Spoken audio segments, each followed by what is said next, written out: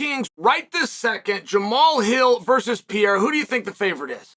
Now, I won't waste a lot of time because you probably think it's Pereira, and you're right, it is Pereira. And the people that I've been talking to generally think that it's Pereira. But where did this shift come from? And these odds are close, by the way, right? You got a plus 140 to a negative 120, but it still falls on the side that your favorite is Pereira, not to mention that's how it was since this fight kicked off. And I just want to know why. And please don't think that you have to give me an X's and O's breakdown of the fight. And please don't think that you have to tell me how special and wonderful Pereira is. Pereira has had nearly a dozen fights. He has never been the favorite. Pereira knocked out Israel Adesanya and rematched Israel Adesanya.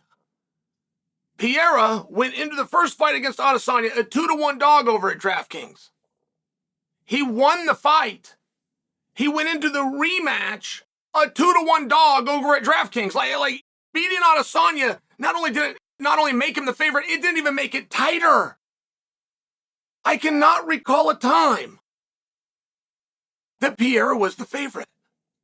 Now, he's done some heavy lifting. He's had some very hard opponents. That's not what I'm disputing. I'm asking, why is he the favorite? Where did this come from? What is it that you and DraftKings have suddenly realized about Pereira? That he can knock anybody out? I have a feeling you knew that. That he's getting good training? Glover Teixeira vouched for him. I have a feeling you knew that. That he actually could piece it all together. Not very many kickboxers transitioned and could. Well, all fair game. But the discovery that he was unique and that he was able to do that came years ago. So why, going against Jamahal Hill, the champion who never lost the belt, would for the first time ever Pereira be the favorite? Of course, there's an answer. You know what the answer is. So do I. But why are we hiding from it? The injury. Jamahal coming back, and Jamahal coming back too soon. Jamahal had never given us a return date, even a loose one. When Jon Jones went down, there was a doctor somewhere that had made a statement. The statement is out there that it's going to be 12 months, 10 months to a year for the return of Jon Jones. For Jones versus Steve, it's going to be 10 months to a year. Okay. We've never even gotten a speculation by Jamahal, who's extremely accessible, who speaks all the time. He's doing interviews. He's social media is busy. He comes to every fight. Sometimes as a fan, sometimes in a corner, right? Like, this guy has never left the sport at all. And we never even got a speculative return date. Never. And all of a sudden, boom, he's in. And then it gets revealed to us that not only is he in, he found out the day before it wasn't even in talk. So now we've built a leap in our mind about the injury. Where is that injury? And nobody's wrong to do that. But if you're pointing to numbers and you love data and you love data analysis, you like to go over to DraftKings like I do and see if those lines move. I love to see how things shift as you, the audience, are given more information. All the way down to the weigh-in where you face them off. They take their shirt off and they face off, right? I mean, there's an expression that a picture is worth 1,000 words. That's why we do that face-off. It is so important to get a good look at a guy, to start to judge, to start to tell a story of how prepared he is, how cut up, how ripped he is, as a way of judging his level of fitness, just for example. But this is why we do these things. So I love to see as information comes in, as training footage comes out, as interviews gets done, as we hear from insiders, which are workout partners, coaches, trainers, managers, and alike. I love to see how the lines can move over at DraftKings. What's been a surprise to me is they haven't. I know big money is coming in on this. It's 300. I know all eyes are on this, and this is the one at the top of the card, but it hasn't changed for the first time that I'm aware. I can't remember a time that Pereira was a favorite, including when he went in against Izzy in a rematch where he'd already beaten him multiple times in kickboxing and once even in MMA. I mean, that's a big deal. If the guy hasn't won you over by then, it would seem to me that Jamahal is just a handful. As I look at common opponent, I'm going to insert Glover Teixeira. Don't think that you need to remind me in the comment section that Glover and Pereira never fought, but they kind of did every single day in training. I mean, every single day, Pereira has an idea of where he sits and where he stands. And maybe that was some of Pereira's great motivation for this fight. He's never said that. I've always been curious what makes Pereira tick. Like, that is a guy that seems to have so much success in so many different areas. I have Pereira as the fighter of the year for 2023. I know Leon and Islam were more in the top. I can't remember who won that, but I know Leon and Islam were kind of battling back and forth. I had Pereira.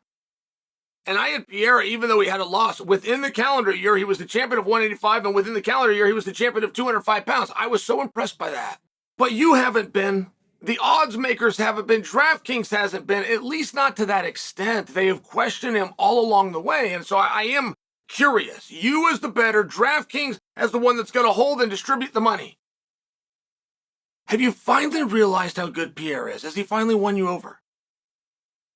Do you see now that he can protect himself on the ground, that he really does understand the grappling aspect that was so in question? Or do you believe that Jamahal Hill is returning too soon? Because I don't accept that this is a head-to-head contest, which is what's driving this line. I believe somebody knows something, or at least somebody, as the masses, feels that they know something. And Jamahal was so close to the vest, we never heard a word about it. We never saw him walking around with the sprain on and walking around in the cast and the boot. The one thing we find out is his phone rang and he said yes. That's all we know. Well, that's all we've ever known. So with what authority are we basing this judgment? How sure are you that Jamahal isn't ready? How sure are you that Jamahal is returning too soon? And it's fair speculation and fair game. And when guys are coming off of injuries, like, these things are very real. But an injury generally is more than a year. I mean, particularly when you're dealing with somebody that has a title taken off of them. The speculation and the guesses for the return, generally 12 months is your over-under. If he can be back in less than 12 months, keep the belt on him. And we just saw Francis Ngannou just went through it. He had the knee injury. They didn't know when he would be back. They kept the belt on him. I realized there was contract disputes and there was more to it, but I'm just sharing with you. When they took it off Prohaska, it was supposedly the worst injury ever. Jamahal relinquished the belt. Now, please don't think that you need to correct me on the story. But when you do look at 12 months as your bar and you decide if you're going to go over or you're going to go under, in this case, he would fall under, which historically speaking wouldn't change opinions and it wouldn't change the line. Unless, of course, you think that you've got inside scoop and you think that the return is being rushed. Which I would wonder what your source is for making such a statement. And whether there's headlines out on that or not, at a minimum, it is speculative. I would suggest that that is why Pereira, for his first time, is a favorite. If you disagree with me, share that with me. But if it's not predicated on Jamahal's injury, then you're putting him head-to-head with what you've seen, one champion versus another champion. For me, that would be very interesting. And moreover, I would love to hear your argument. Where is it that you think Pereira has the advantage? Does DraftKings have this one right, or do they have this one wrong?